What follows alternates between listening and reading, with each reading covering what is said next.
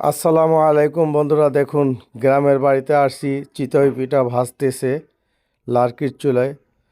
আসলে গ্রামের বাড়িতে আসলে চিতই পিঠা, গরুর গোশ খেতে কার না ভালো লাগে। আমরা শহরে থাকি, তাই আমরা স্বাদ বুঝি না। গ্রামে আসলাম, খুবই ভালো লাগলো এই চিতই পিঠা আর গরুর গোশ।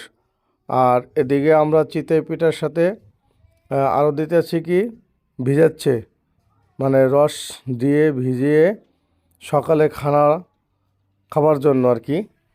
তো চিতই পিঠা ভিজাইলে অনেক স্বাদ, সকালবেলা ঠান্ডা, খেতেও ভালো লাগে। তো গ্রামে যারা আসবেন অবশ্যই তারা তো খাচ্ছেন, আর যারা আসতে পারতেছেন না তারা তো খাইতে পারতেছে না, এটা স্বাদও পাচ্ছেন না। তো বন্ধুরা, খুবই ভালো। গ্রাম যার আছে সব কিছুই তার আছে, গ্রাম নাই যার পোড়া কপাল হয়েছে তার।